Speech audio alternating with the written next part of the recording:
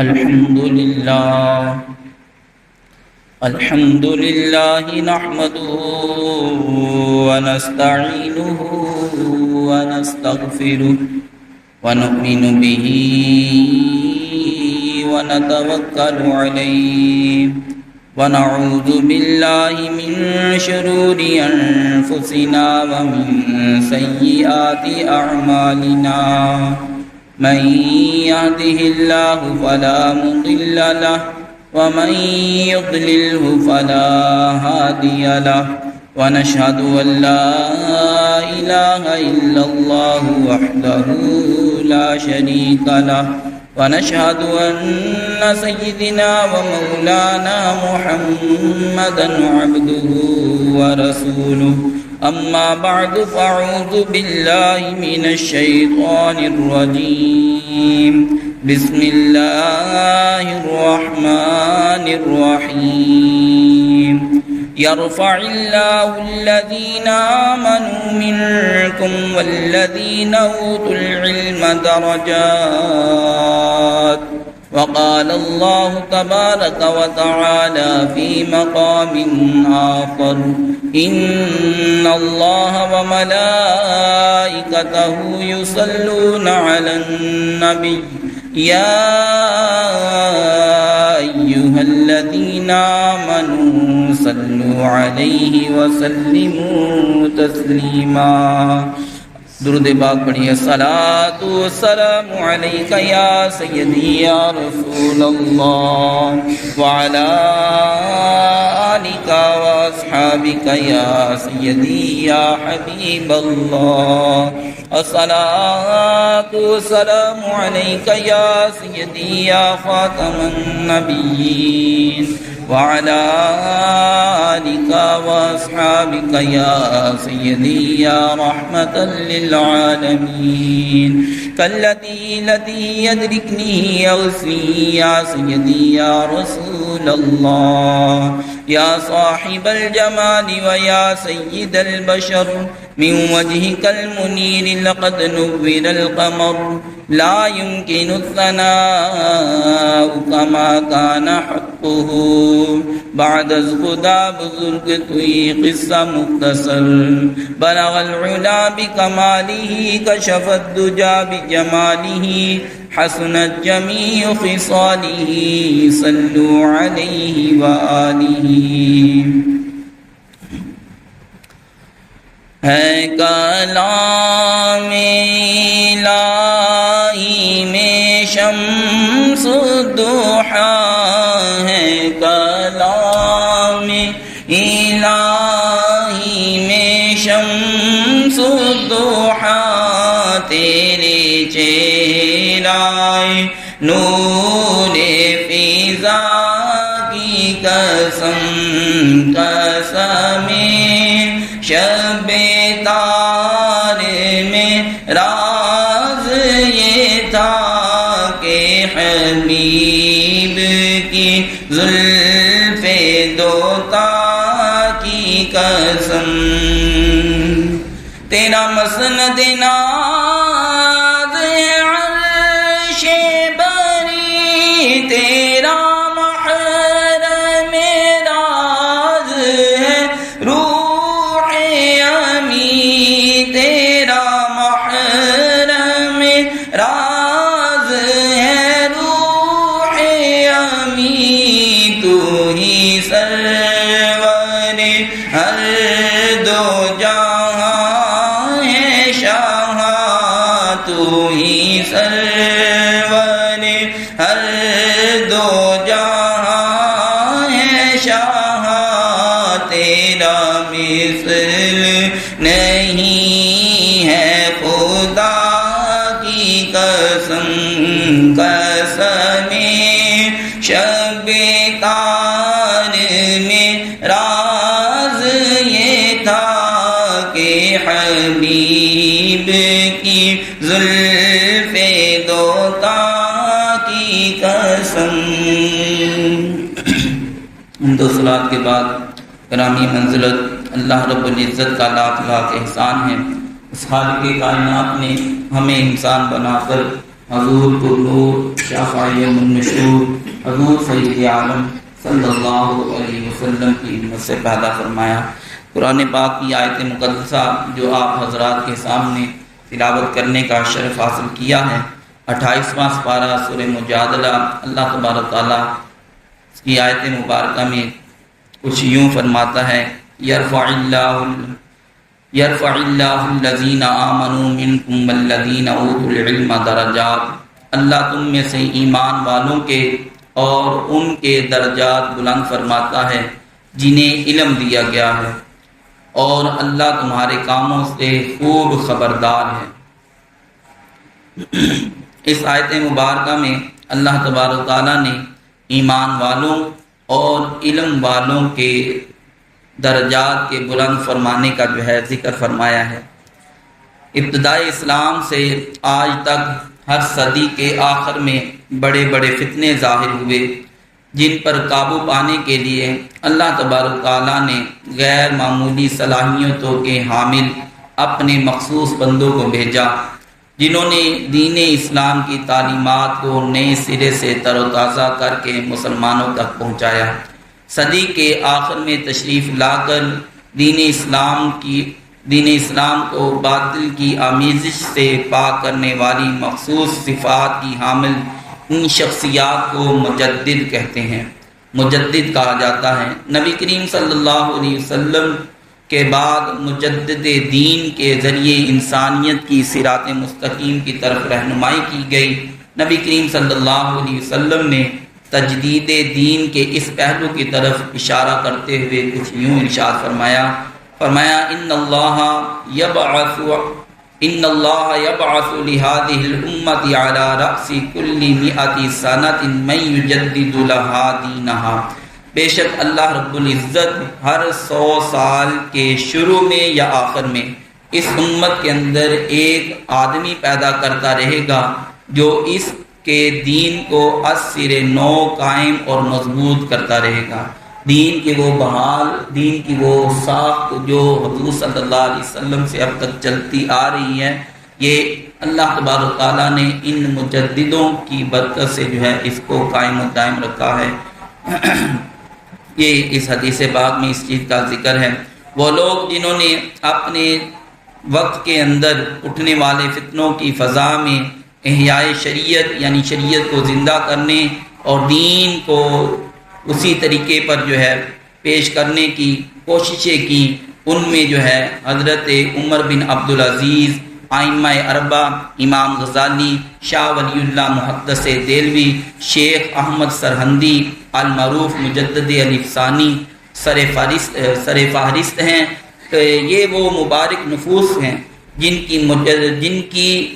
کوشش سے، مسلسل کوشش سے جو ہے اسلام کی اصل جو ہے شناخت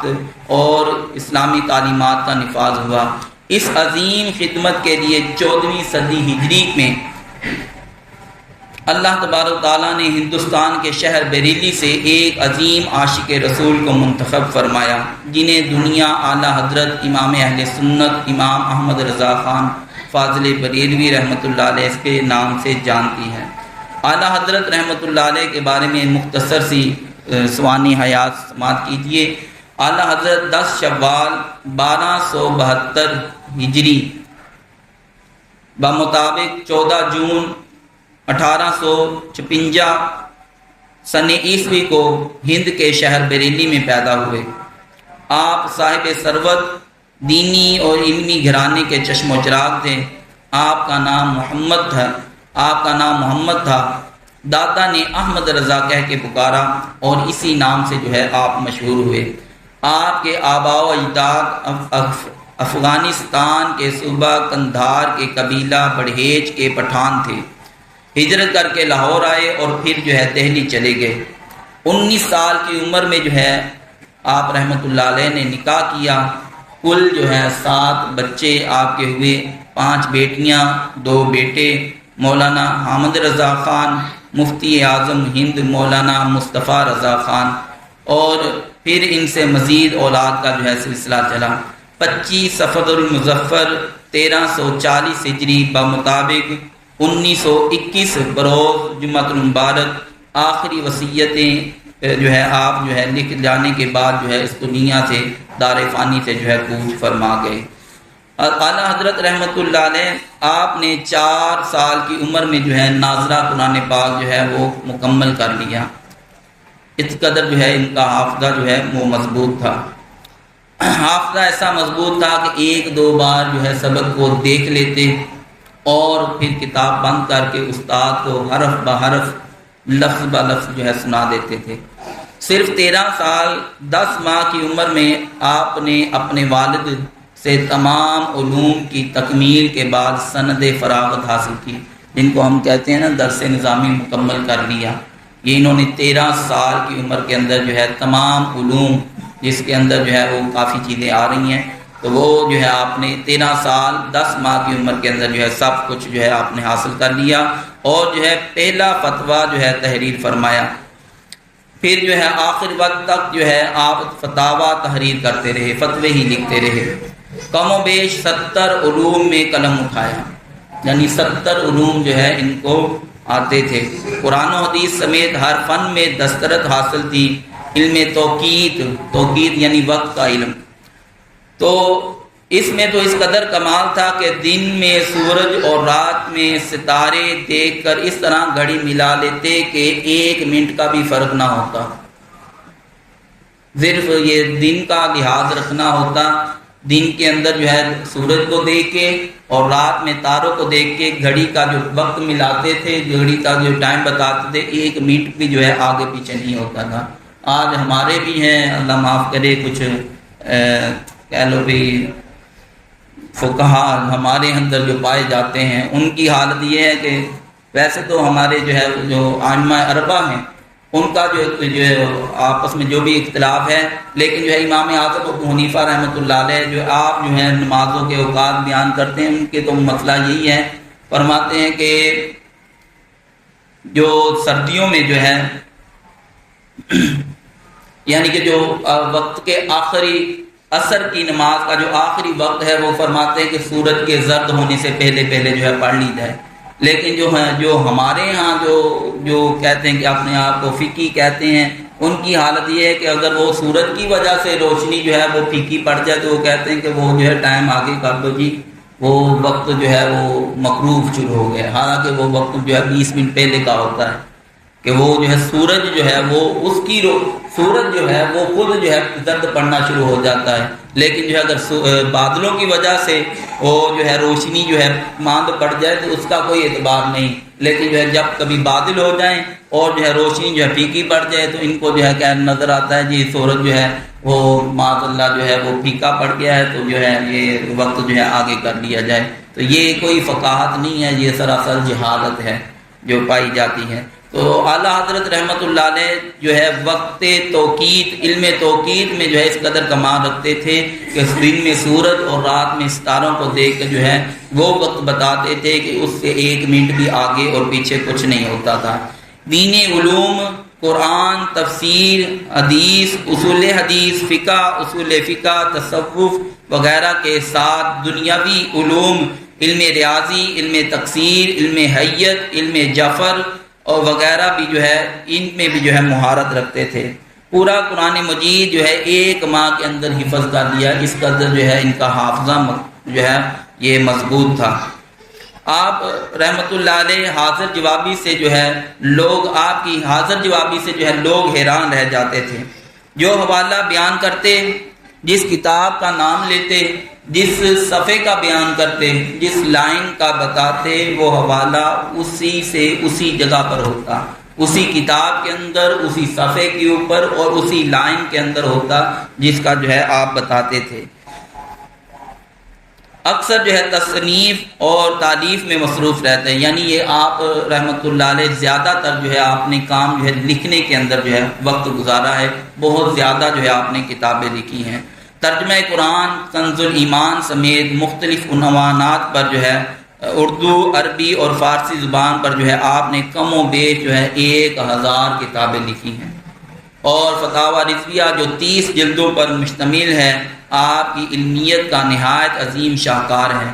آپ کے اساتذہ کرام کی تعداد کم ہے اور جو ہے آپ کے شاگردوں کی تعداد جو ہے یہ بہت زیادہ ہے۔ اعلیٰ حضرت رحمۃ اللہ علیہ آپ جو ہے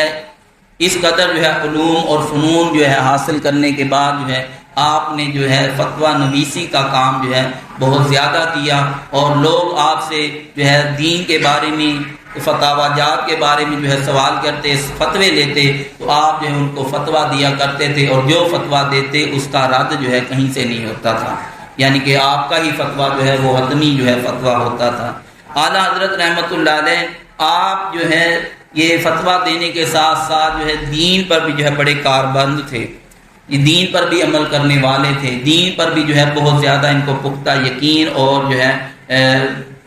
حضور صلی اللہ علیہ وسلم سے کافی زیادہ جو ہے محبت تھی۔ اعلیٰ حضرت رحمۃ اللہ علیہ آپ سے جو لوگوں نے فتوے حاصل کیے ان میں سے چند باتیں جو ہمارے معاشرے کے اندر عام پائی جاتی ہیں، یعنی وہ گمراہیاں جو ہمارے معاشرے میں عام پائی جاتی ہیں اور لوگ ان کو گناہ نہیں سمجھتے، اعلیٰ حضرت رحمۃ اللہ علیہ سے ان کے بارے میں جو ہے جب پوچھا گیا تو آپ کیا تعلیمات دیتے ہیں۔ آج کل ہمارے معاشرے کے اندر جو ہے عورتوں کا مزاروں پر جانا جو ہے یہ برائی نہیں سمجھا جاتا، یہ برا نہیں سمجھا جاتا، حالانکہ یہ گناہ ہے۔ اعلیٰ حضرت رحمۃ اللہ نے اس کے بارے میں بڑی شد و مد سے لکھا ہے کہ عورتوں کا مزارات پہ جانا یہ گناہ ہے، اور جو ان سے فتویٰ لکھا گیا وہ بھی میں آپ کے سامنے جو ہے پڑھ کے سناؤں گا۔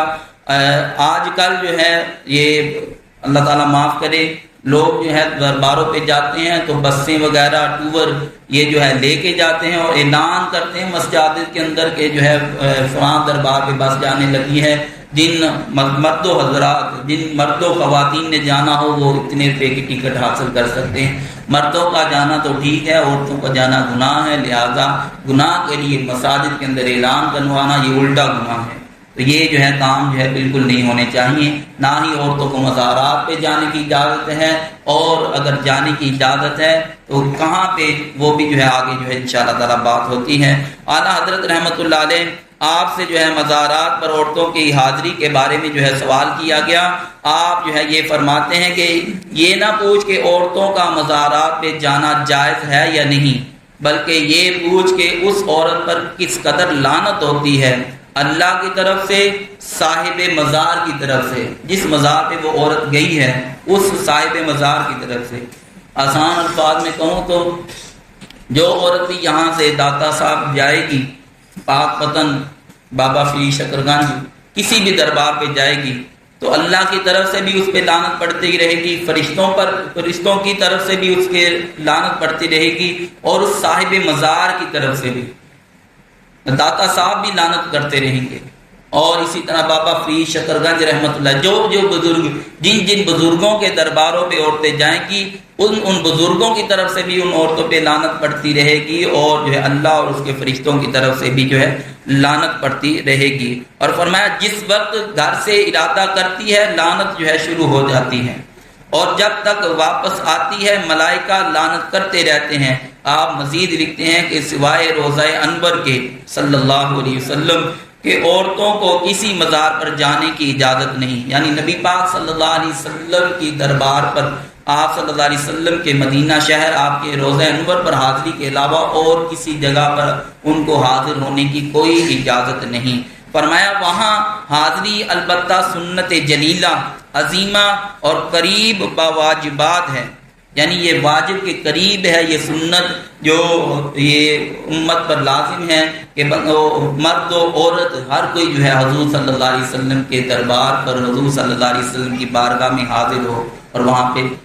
سلام اور عاجزی یہ جو ہے پیش کرے۔ تو یہ جو ہے فرمایا کہ سنت جلیلہ، عظیمہ اور قریب ہے واجبات کے، یہ ثابت ہے۔ فرمایا قرآن نے اسے مغفرت ذنوب کا ترقیات بتایا ہے، فرمایا کہ یہ سنت ایسی سنت ہے جس پر عمل کرنے سے بندے کے گناہ معاف ہوتے ہیں۔ تو لہذا یہاں پہ عورت کو جانے کی اجازت ہے کہ وہ مدینہ شریف جائے، حضور صلی اللہ علیہ وسلم کے جو ہے وہ دربار پنروار پر حاضری دے، اس کے علاوہ اور کسی دربار پر اس کو جانے کی اجازت نہیں۔ اگر جائے گی تو جس قدر جائے گی جس قدر جو ہے وہ دیر لگائے گی اسی قدر جو ہے اس پہ لعنتیں پڑتے رہیں گی، اور صاحب مزار کی طرف سے بھی لعنت ہوگی، اور اسی طرح جو ہے ملائکہ کی طرف سے بھی اور اللہ کی طرف سے بھی اس پر جو ہے لعنتیں ہوتی رہیں گی۔ اب یہ کس قدر گھنونا کام ہے جس کی آڑ میں جو ہے ہم جو ہے اس کو نیکی سمجھ کے کرتے ہیں، تو لہٰذا اس سے بچنا چاہیے۔ اعلیٰ حضرت رحمۃ اللہ علیہ اس سے منع فرماتے ہیں کہ عورتیں جو ہے کسی صورت میں بھی جو ہے وہ دربار پہ حاضری نہ دیں۔ اور یہ یاد رکھیں کہ قبروں پہ جو ہے عورتوں کا جانا، اس کے اندر دو باتیں ہیں، ایک تو بالکل جانا جائز نہیں، اور دوسرا جو ہے اگر جانا جائز ہے تو وہ یہ قیود، یہ قید کے ساتھ جو ہے کہ عورت باپردہ ہو اور محرم کے ساتھ ہو اور صبر کرنے والی ہو۔ یہ تین چیزیں جو ہے، عورت باپردہ ہو، محرم کے ساتھ ہو، صبر کرنے والی ہو، قبر پہ جا کے جو ہے وہاں پہ رونا دھونا نہ شروع کر دے، ہمت اور صبر جو ہے اس کے اندر ہو، تب جو ہے وہ یہ کسی اپنے عزیز کی قبر پہ جا سکتی ہے، اپنے شوہر کی قبر پہ جا سکتی ہے، بھائی کی قبر پہ، بیٹے کی قبر پہ، اس صورت میں جا سکتی ہے۔ ورنہ عورت کا بھی جو ہے قبرستان میں جانا، اگر یہ چیزیں نہیں پائی جاتی، یعنی پردہ نہیں کرتی اور محرم بھی ساتھ نہیں ہے اور جو ہے قبر پہ جو ہے صبر بھی نہیں کر سکتی، تو پھر اس کا جانا بھی، قبر پر جانا، قبرستان میں جانا عورت کا بھی جائز نہیں ہے۔ تو یہ صورتحال ہے۔ فرمایا کہ ان صورتحال میں جو ہے عورتوں کا جو ہے قبرستان جانا جائز ہے، ان کے علاوہ جو ہے عورتوں کا قبرستان میں جانا جائز نہیں ہے۔ تو یہ قبرستان کی بات ہے، لیکن مزارات پہ جانا عورتوں کا بالکل بھی جائز نہیں ہے۔ جب تک عورتیں گھر نہیں آئیں گی لعنت جو ہے برستی رہے گی، یعنی الٹا گناہ جو ہے اس کو ملتا رہے گا، اس کے اندر کوئی ثواب نہیں ہے۔ اور اللہ تعالیٰ معاف کرے، جو لوگ جاتے ہیں، جو عورتیں جاتی ہیں گھروں سے باہر، یہ بات یاد رکھیں، عورت جو ہے جب گھر کے اندر رہتی ہے تو وہ اپنی عزت اور اپنی پاک دامنی کی حفاظت کرتی ہے، اور لیکن جیسے ہی گھر سے باہر نکلتی ہے اس پہ جو ہے محرم کا سایہ نہیں رہتا، تو پھر جو ہے وہ پاک دامن یا اپنی عزت کی حفاظت کرنے کے لیے بھی دلیر نہیں رہتی۔ تو پھر جیسا ماحول ہوگا ویسے ہی معاملات ہو جاتے ہیں۔ پھر جس طرح کی عورتیں جاتی ہیں پھر وہی معاملات وہاں پہ جا کے کرتے ہیں۔ لہٰذا عورتوں کا جانا جو ہے درباروں پر یہ بالکل فتنہ ہے، اس سے بچنا چاہیے، اس کے اندر کوئی نیکی نہیں ہے۔ اعلیٰ حضرت رحمۃ اللہ علیہ آپ سے جو ہے گانے باجے ڈھول تماشے کے بارے میں جو ہے پوچھا گیا، تو آپ نے اس کے بارے میں کیا فتویٰ دیا، کیا بیان کیا؟ حضرات محترم، یہ ڈھول دھماکے جو ہیں آج کل جو چل رہے ہیں ہمارے جو ہے جو معاشرے کے اندر یہ چیزیں رائج ہو چکی ہیں، ہم جو ہے خوشی کو خوشی نہیں سمجھتے جب تک کہ یہ چیزیں نہ پائی جائیں۔ ہم جو ہے اس شادی کو شادی نہیں سمجھتے جب تک کہ یہ کام نہ کر لیے جائیں۔ مہندی کو مہندی نہیں سمجھا جاتا جب تک کہ وہاں پہ جو ہے ڈھول نہ بجایا جائے، اور پوری جو ہے کہہ لو کہ آدھی رات جو ہے محلے والوں کو تنگ نہ کر دیا جائے، گلی محلوں کے اندر سونے والوں کو جو تہجد گزار ہوتے ہیں ان کی تہجد کو خراب نہ کیا جائے، اس وقت تک جو ہے ہم اس کو خوشی نہیں سمجھتے۔ یہ کون سی خوشی ہے جس کے اندر بندہ آپ تو خوش ہو، دوسروں کو تنگ کرے، دوسروں کو بے آرام کرے، اور یہ جو ہے ہم اس کو جو ہے خوشی سمجھتے ہیں، اور حالانکہ جو ہے یہ بالکل گناہ ہے۔ آئیے سنیے اس کے بارے میں۔ اللہ رب العزت جو ہے قرآن پاک میں ارشاد فرماتا ہے وَمِنَ النَّاسِ مَن يَشْتَرِي لَهْوَ الْحَدِيثِ لِيُضِلَّ عَن سَبِيلِ اللَّهِ بِغَيْرِ عِلْمٍ وَيَتَّخِذَهَا هُزُوًا أُولَٰئِكَ لَهُمْ عَذَابٌ مُّهِينٌ۔ فرمایا کہ اور بعض لوگ ایسے بھی ہیں جو ان باتوں کے خریدار بنتے ہیں جو اللہ سے غافل کرنے والی ہیں، تاکہ اللہ کی یاد سے بے سمجھے گمراہ کرے اور اس کی ہنسی اڑائے، ایسے لوگوں کے لیے ذلت کا عذاب ہے۔ حضرت عبداللہ بن مسعود رضی اللہ تعالیٰ عنہ سے روایت ہے کہ آپ جو ہے اس آیت کے بارے میں آپ سے پوچھا گیا تو آپ قسم اٹھا کے فرماتے تھے کہ لہو الحدیث سے مراد گانا ہے۔ یہی تفسیر حضرت عبداللہ بن عباس، حضرت جابر، حضرت اکرمہ، حضرت جبیر، سعید بن جبیر، مجاہد، مقبول، حضرت حسن بصری، عمر بن شعیب جیسے جلیل القدر حضرات صحابہ کرام سے منقول ہیں کہ لہو الحدیث سے مراد گانا ہے۔ جو کوئی بھی گانے وغیرہ جو ہے یہ کام کرے گا تو یہ جو ہے ساری کی ساری وعید ایسے لوگوں کے لیے ذلت کا عذاب ہے۔ حضرت جابر رضی اللہ تعالیٰ عنہ سے روایت ہے رسول اللہ صلی اللہ علیہ وسلم نے آپ صلی اللہ علیہ وسلم نے ارشاد فرمایا الغناء ينبت النفاق في القلب كما ينبت الماء الزرع۔ فرمایا کہ یہ گانے سننا گانے سننا دل کے اندر نفاق ایسے پیدا کرتا ہے جیسے پانی جو ہے سبزہ اگاتا ہے. جس طرح پانی سے بارش سے جو ہے سبزہ اگتا ہے، اسی طرح گانے سننے والے کے دل کے اندر منافقت پیدا ہوتی ہے. وہ منافقت کس کے بارے میں ہوتی ہے؟ ظاہری سی بات ہے کہ وہ عام لوگوں کے بارے میں تو نہیں ہوتی، وہ تو اللہ اور اس کے رسول کے بارے میں پیدا ہوتی ہے کہ بندہ جو ہے اللہ اور اس کے رسول سے منہ موڑنے والا ہو جاتا ہے. جو بندہ بھی گانے سنتا ہے، یہ گانے سننا اس قدر سنگین گناہ ہے کہ بندے کے دل کے اندر جو ہے نفاق، منافقت پیدا ہونا شروع ہو جاتی ہے. تو اس لیے جو ہے ہمیں اس سے بچنا چاہیے، نہ کہ اس کے بارے میں مدد کرنی چاہیے. آج اگر دیکھا جائے تو بچے کے اندر وہ آلات موجود ہیں ہاتھوں کے اندر جو گانے سننے والے ہیں، جن کے ذریعے سے گانے سننا بہت آسان ہے. آج اگر گلی محلوں کے اندر گزریں تو ہر جگہ سے، ہر گھر سے الا ماشاءاللہ کوئی ہوگا جو بچہ ہوگا. یہ گانے سننا جو ہے کوئی مشکل بات نہیں ہے. میں تو حیران ہوتا ہوں جب کسی جگہ پہ جاؤں، چند لوگ بیٹھے ہوں تو وہاں پہ جو ہے وہ موبائل چل رہے ہوتے ہیں، اس قدر جو ہے وہ گانوں کی آواز آتی ہے کہ سننے والے جو ہے اس سے ذرا پر بھی شرمندگی محسوس نہیں کرتے. جس کو ہے وہی شرمندگی محسوس کرتا ہے کہ یار میں کہاں پہ بیٹھا ہوا ہوں، یہ ذرا بھی خیال نہیں کر رہے اور یہ جو ہے گانے چلا رہے ہیں اور جو ہے دیکھنے والا دیکھ رہا ہے. یہ فوتگی کی محفل کے اندر ہو یا کل خانی کی محفل کے اندر ہو، بچوں کو موبائل پکڑا دیا جائے، وہ نہیں لحاظ کرتے کہ ہم کہاں پہ بیٹھے ہیں کہاں پہ نہیں. اونچی آواز کے اندر وہ سارا کچھ چل رہا ہوتا ہے. جیسے ہی فیس بک کھلتی ہے، جیسے ہی اس طرح کی دوسری چیزیں کھلتی ہیں، وہ کام چلتا رہتا ہے. دوسرے جو ہے نہ روکنے والا روک سکتا ہے کیونکہ بچہ ضدی ہے، اگر اس کو روکا تو رونے لگ پڑے گا. یہ معاملہ، اس طرح کے معاملات یعنی یہ گانے باجے جو ہے یہ عام ہوتے جا رہے ہیں. ہم جو ہے اس کو سننا جو ہے گناہ نہیں سمجھتے، حالانکہ یہ کیا ہوگا، زیادہ سننے سے جو ہے ہمارے دلوں کے اندر نفاق پیدا ہوگا اور بندہ جو ہے اللہ اور اس کے رسول سے دور ہوتا چلا جائے گا. یہی اعلیٰ حضرت رحمۃ اللہ علیہ اس کے بارے میں جو ہے فرماتے ہیں. حضور نبی اکرم صلی اللہ علیہ وسلم نے ارشاد فرمایا، لا یکونن من امتی اقوام یستحلون الحرى والحریر والخمر والمعازف. حضور صلی اللہ علیہ وسلم نے فرمایا کہ ضرور میری امت میں کچھ ایسے لوگ ہوں گے جو عورتوں کی شرمگاہ اور ریشمی کپڑوں اور شراب اور گانے باجے کے آلات کو حلال سمجھیں گے. یہ معاملات جو ہے اب جو ہے موبائل کے ذریعے ان معاملات جو ہے یہ معاملات بہت زیادہ آسان ہوتے جا رہے ہیں. میں پہلے جو سوچتا تھا کہ پہلے جو ہے گناہ کرنا بڑا جو ہے مشکل ہوتا تھا، بندہ جو ہے بڑا ہی اس کو برا سمجھتا تھا، لیکن اب جو ہے یہ موبائل پر یا ان چیزوں پر جو ہے یہ گناہ کرنا اتنا اچھا کر کے دکھا دیا گیا ہے کہ بندہ جو ہے اس کے لیے مدد کرنے کے لیے تیار ہوتا ہے. پہلے جو ہے وہ کوئی بھی جو ہے کسی غیر محرم عورت کے بارے میں بات کرتا تھا تو غیرت جو ہے بندے کی جاگ جاتی تھی، فوراً ٹوک دیا جاتا تھا. اب یہی کام جو ہے اس کو لو کا جو ہے نام دے دیا گیا ہے. میں اس سے لو کرتا ہوں، میں اس سے پیار کرتا ہوں، دوسرے اس کی مدد کے لیے تیار ہو جاتے ہیں.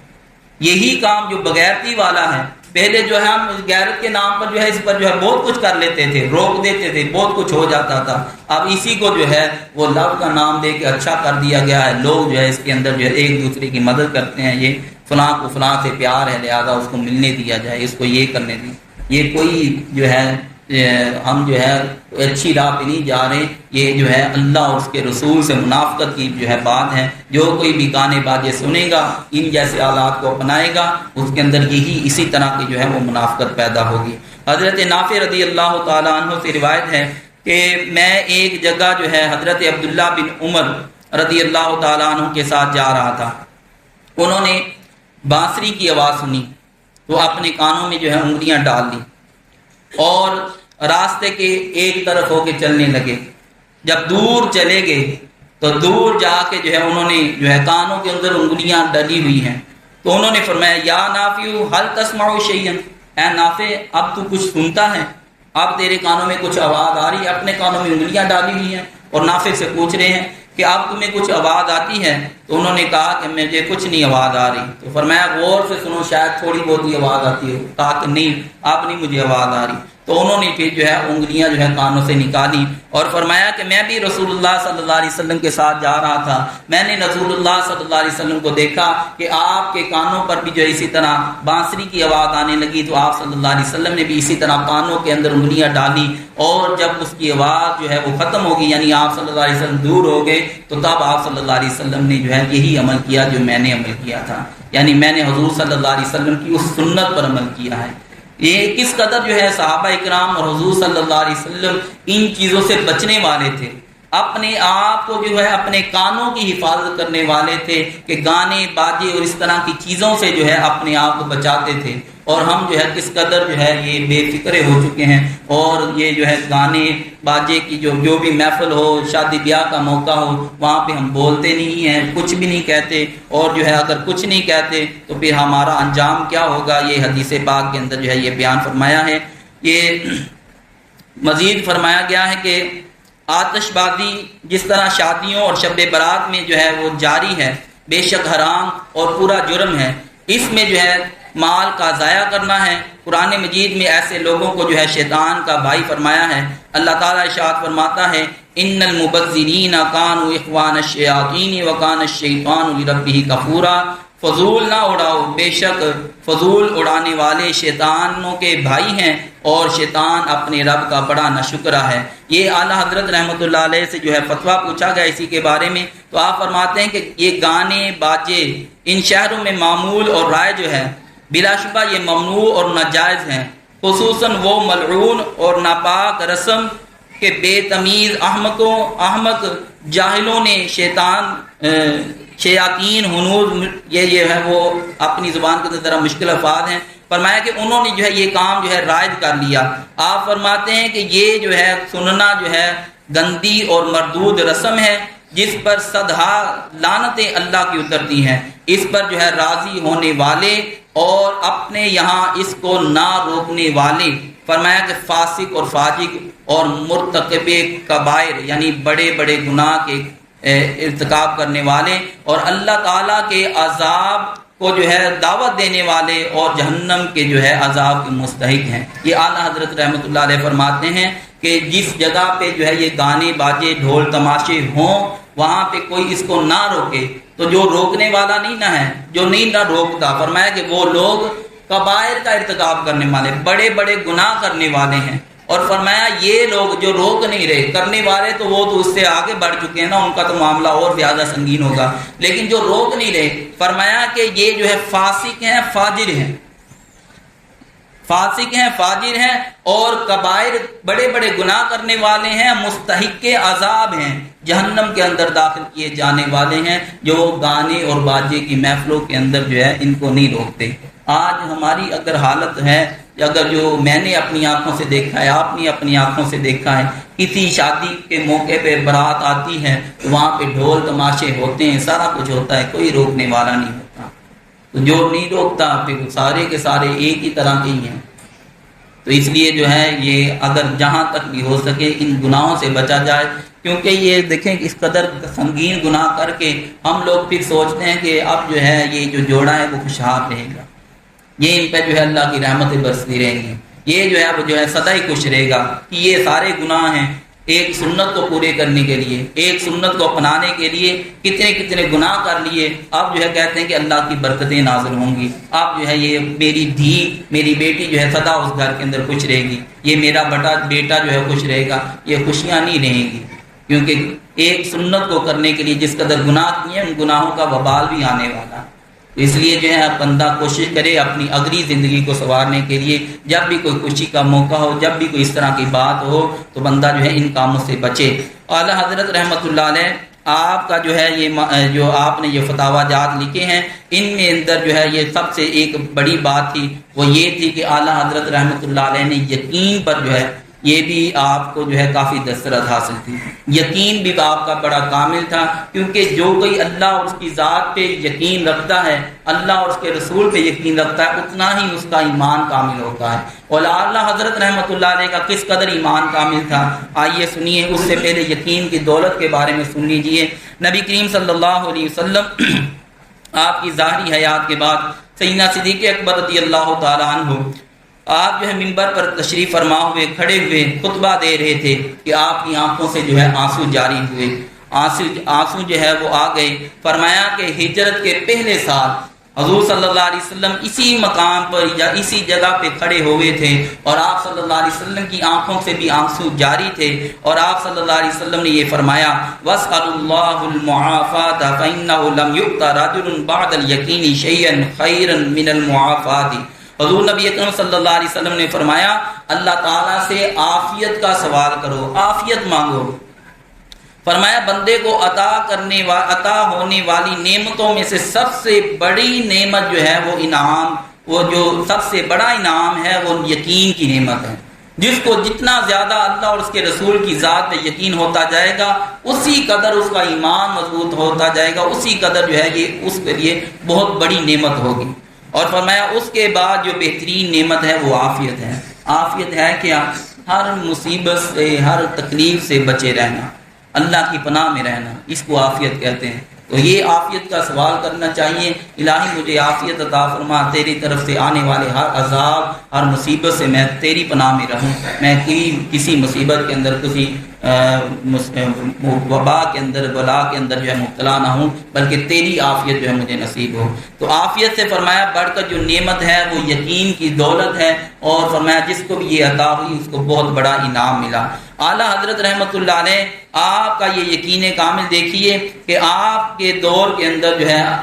اس شہر کے اندر، بیریلی شہر کے اندر جو ہے طاعون کی وبا پھیلی، اور طاعون کی جو وبا پھیلتی تھی اس کی کچھ علامات ہوتی تھی، یہاں پہ کچھ جو ہے پھوڑے وغیرہ نکل آتے تھے، اور اسی طرح جو ہے اور بھی جو ہے کچھ علامات ہوتی تھی۔ تو آپ کے بھائی رحمۃ اللہ علیہ نے آپ کو ایک طبیب بلایا اور اس کو جو ہے دکھایا کہ اعلیٰ حضرت رحمۃ اللہ علیہ کو دیکھے کہ آپ کو کیا ہوا ہے۔ اعلیٰ حضرت رحمۃ اللہ علیہ کے مسوڑے جو ہے وہ سوج چکے تھے، اور جو ہے منہ کھل نہیں رہا تھا، اس قدر جو ہے وہ سوجن ہو چکی تھی، اور کانوں کے پیچھے جو ہے وہ کچھ کھنسیاں وغیرہ کچھ اس طرح کا معاملہ نکل آیا تھا۔ تو اس نے جو ہے طبیب نے دیکھنے کے بعد جو ہے 7 یا 8 مرتبہ یہی کہا کہ ان کو طاعون ہو چکا ہے۔ اعلیٰ حضرت رحمۃ اللہ علیہ کی حالت یہ تھی کہ بول نہیں سکتے تھے، لیکن اس وقت جو ہے اپنے بھائی سے کہا کہ اس کو بھیج دو، اور مجھے طاعون نہیں ہوا، مجھے اس کے علاج کی ضرورت نہیں ہے۔ تو آپ نے جو ہے یہ کہہ کے اس کو بھیج دیا، وہ چلا گیا۔ اس کے بعد جو ہے فرماتے ہیں کہ مجھے رات کے اندر جو ہے میرے دل کے اندر جو ہے یہ بات گزری، تو میں نے اللہ کی بارگاہ میں التجا کی، الہی مجھے شفا عطا فرما، شفا عطا فرما۔ جب بندہ دل سے جو ہے اللہ کی بارگاہ میں دعا کرتا ہے تو اللہ تعالیٰ ضرور قبول فرماتا ہے۔ یہ جس قدر بندے کا یقین ہو اسی طرح کی مقبولیت بھی ہوتی ہے۔ ہمارے یقین بہت کم ہے، اس لیے ہماری مقبولیت بھی اسی طرح کی کم ہی ہوتی ہے۔ تو یقین کے ساتھ دعا کی جائے تو یقیناً وہ قبول ہوتی ہے، اور قبولیت کے اثرات بھی جو ہے ظاہر ہوتے ہیں۔ اعلیٰ حضرت رحمۃ اللہ علیہ نے اسی حالت میں اللہ کی بارگاہ میں استغاثہ کیا، التجا کی، تو آپ فرماتے ہیں کہ میرے کان میں آواز پڑی مسواک اور کالی مرچیں، یہ ان کی جو ہے آواز پڑی۔ تو فرماتے ہیں کہ رات کے وقت جو بھی میرے پاس بیدار تھا میں نے اس سے کہا کہ مجھے جو ہے کالی مرچیں اور مسواک لا کے دو، تو اس نے جو ہے مجھے کالی مرچیں اور مسواک لا کے دی۔ تو میں نے جو ہے فرمایا کہ تھوڑی مشکل کے ساتھ جو ہے اپنا منہ کھولا اور مسواک کی، اور مسواک کے ساتھ جو ہے وہ کالی مرچیں جو ہے مسوڑوں تک پہنچائیں، اور جب یہ کام کیا تھوڑی دیر گزری کہ مجھے جو ہے قے آئی، اور قے کے اندر جو ہے وہ سارا کچھ جو ہے نکل گیا جو بیماری جو ہے جو بیماری کا باعث بنا ہوا تھا، اور اس کے بعد جو ہے وہ بیماری جو ہے جاتی رہی۔ جیسے ہی صبح ہوئی تو میں نے جو ہے وہ جو ہے طبیب کے پاس وہ خط لکھا، اور خط کے اندر لکھا اللہ کا شکر ہے نہ مجھے پہلے طاعون ہوا تھا نہ ہی کبھی ہوگا، اور فرماتے ہیں کہ یہ ہے اس بات کا یقین مجھے اس بات سے ہے کیونکہ میں نے جو ہے نبی پاک صلی اللہ علیہ وسلم کی حدیث پاک پڑھی ہوئی ہے۔ آپ صلی اللہ علیہ وسلم نے ارشاد فرمایا جو کوئی کسی بیمار کو دیکھ کے یہ دعا پڑھ لے تو اللہ تبارک و تعالیٰ اس پر کبھی بھی یہ بیماری داخل نہیں فرمائے گا جو اس نے اس بیمار کے سامنے پڑی ہوتی ہے۔ یعنی کہ اگر کوئی بندہ بیمار ہے، اس کو طاعون کی بیماری ہے یا کوئی بھی بیماری ہے، تو جو دیکھنے والا جو ہے یہ دعا پڑھ لے تو جو دیکھنے والا پڑھنے والا ہے اس پر جو ہے وہ بیماری کبھی نہیں آئے گی۔ یہ دعا کیا ہے کہ آپ دعا بھی سن لیجئے۔ دعا یہ ہے کہ الحمدللہ الذی عافانی مما ابتلاک بہ وفضلنی علی کثیر ممن خلق تفضیلا۔ ایک بار آپ بھی پڑھ لیں، الحمدللہ الذی आफ़ानी मिम्मा इब्तलाका बिही वफ़द्दलनी अला कसीरिम मिम्मन खलक़ तफ़दीला। सब तारीफ़ें अल्लाह के लिए हैं जिसने मुझे इस मुसीबत से महफूज रखा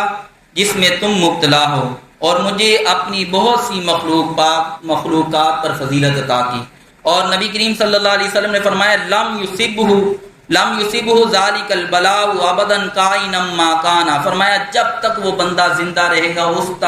वक्त तक उसको वो मुसीबत नहीं पहुंचेगी जिसने ये दुआ पढ़ ली। और आला हजरत रहमतुल्लाह अलैह को आपको इस कदर कामिल यकीन था कि आप फरमाते थे ना मुझे ताउन कभी होगा, ना ही ताउन हुआ है और ना ही कभी होगा, क्योंकि मैंने कई बार जो है ये दुआ ये ताउन के मरीजों के सामने पढ़ी है।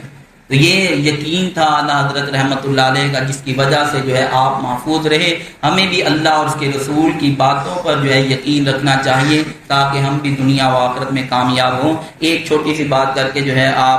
मैं बात ख़त्म करूँगा। आला हजरत रहमतुल्लाह अलैह अभी बच्चे थे, छोटे थे, तो किश्ती पर सवार थे, बड़ी किश्ती पर, और वो जा रही थी बैतुल्लाह की तरफ। तो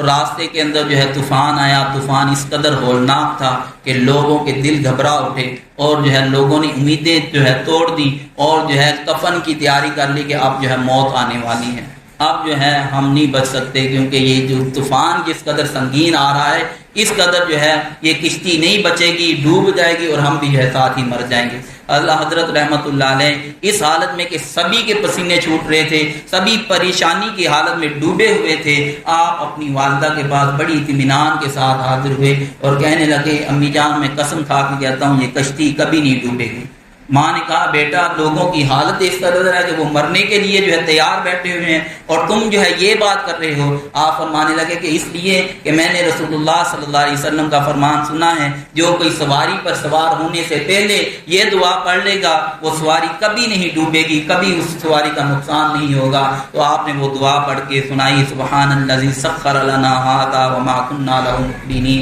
व इन्ना इला रब्बिना लमुनक़लिबून। ये आपका यकीन था, आपके मुंह से ये बात निकलनी थी। थोड़ी ही देर के अंदर जो है वो तूफान जो है थम गया और साहिल जो है वो काफिला जो है हज की तरफ जो है वो जा रहा था आफियत के साथ। तो बात करने की ये है कि जिस कदर हम अल्लाह और उसके रसूल पर उनकी बातों पर यकीन रखेंगे उसी कदर ईमान मजबूत होगा और उसी तरह जो है अल्लाह ताला हमारे साथ मुआमलात भी फरमाएगा। इसलिए जो है बंदे को चाहिए कि अल्लाह और उसके रसूल की ज़ात पे यकीन रखे, उसी पे भरोसा रखे। अल्लाह फरमाता है इन्नल्लाह युहिब्बुल मुतवक्किलीन, अल्लाह ताला तवक्कुल करने वालों को, भरोसा रखने वालों को, यकीन करने वालों को पसंद फरमाता है। अल्लाह ताला मुझे और आपको जो है अमल की तौफीक अता फरमाए। आमीन व मा अलैना इल्लल बलाग। अल्हम्दुलिल्लाह الذي زين النبيين بحبيبه المصطفى ومن على المؤمنين بنبيه المجتبى الصلاة والسلام على رسوله محمد خير الورى أما بعد فيا أيها المؤمنون رحمنا ورحمكم الله تعالى أوصيكم ونفسي بتقوى الله عز وجل في السر والإعلان واقتفوا آثار سيد المرسلين صلوات الله تعالى وسلامه عليهم أجمعين وزينوا قلوبكم بحب هذا النبي الكريم عليه وعلى آله وأصحابه الكرماء وأفضل الصلاة والتسليم فإن الحب هو الإيمان كله على لا إيمان لمن لا محبة له رزقنا الله وإياكم حب حبيبه عن النبي صلى الله عليه وسلم. البر لا يبلى والذنب لا ينسى والديان لا يموت إلا ما شئت كما تدين تدان. أعوذ بالله من الشيطان الرجيم. بسم الله الرحمن الرحيم. فمن يعمل مثقال ذرة خيرا يره إن الله وملائكته يصلون على النبي يا أيها الذين آمنوا صلوا عليه وسلموا تسليما. اللهم صل على محمد بعدد من صلى وصام وصل على جميع الأنبياء والمرسلين وعلى آله وأصحابه أجمعين. بسم الله الرحمن الرحيم. فمن يعمل مثقال ذرة خيرا يره ومن يعمل مثقال ذرة شرا يره. بارك الله لنا ولكم في القرآن العظيم ونفعنا وإياكم بالآيات والذكر الحكيم. إنه تعالى ملك كريم جواد بر رؤوف رحيم.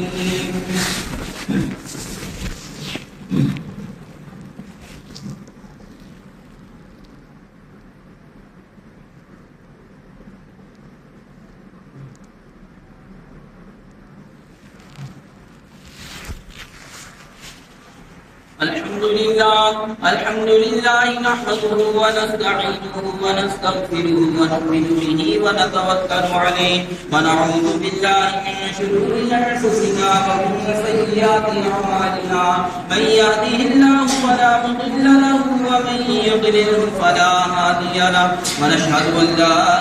إله إلا الله وحده لا شريك له. ونشهد أن سيدنا ومولانا محمد صلى الله عليه وسلم ربنا يا مولانا يا لا سيما على أفضلهم بالتصديق وأفضلهم بالتحقيق سيدنا ومولانا مولى الإمام أبي بكر الصديق رضي الله تعالى عنه وعلى أعدل الأصحاب مزين المنبر والمحراب الموافق لقيود الوحي والكتاب سيدنا ومولانا أبي حسن عمر بن الخطاب رضي الله تعالى عنه وعلى أسد الله الغالب وعلى كامل الحياء والإيمان مجيد جيش العسرة في رضي الرحمن سيدنا ومولانا أبي أمر عثمان بن عفان رضي الله تعالى عنه وعلى أسد الله الغالب إمام المشارق والمغارب حلال المشكلات والنوائب دفاع المعضلات والمصائب سيدنا ومولانا بالحسن علي بن أبي طالب كرم الله تعالى وجهه الكريم وعلى ابنه الكريمين السعيدين الشهيدين القمرين المنيرين الطيبين الطاهرين سيدنا أبي محمد الحسن وأبي عبد الله الحسين رضي الله تعالى عنهما وعلى أمهما سيدة النساء سيدة فاطمة الزهراء وفدتك بخير الأنبياء صلوات الله تعالى وسلامه على أبي الكريم عليها وعلى بعلها وبنيها وعلى أمه الشريفين المطهرين من الأدناس الحمزة والعباس رضي الله تعالى عنهما وعلى سائر فرق الأنصار والمهاجرين وعلينا معهم يا أهل التقوى وأهل المغفرة. اللهم انصر من نصر دين سيدنا ومولانا محمد صلى الله عليه وسلم. ربنا يا مولانا واجعلنا منهم واقتل من خذل دين سيدنا ومولانا محمد صلى الله عليه وسلم. ربنا يا مولانا ولا تجعلنا منهم. عباد الله رحمكم الله إن الله يأمر بالعدل والإحسان وإيتاء ذي القربى وينهى عن الفحشاء والمنكر والبغي يعظكم لعلكم تذكرون. ولذكر الله تعالى أعلى وأولى وأجل وأعز وأتم وأهم وأعز وأفضل والله يعلم ما تصنعون.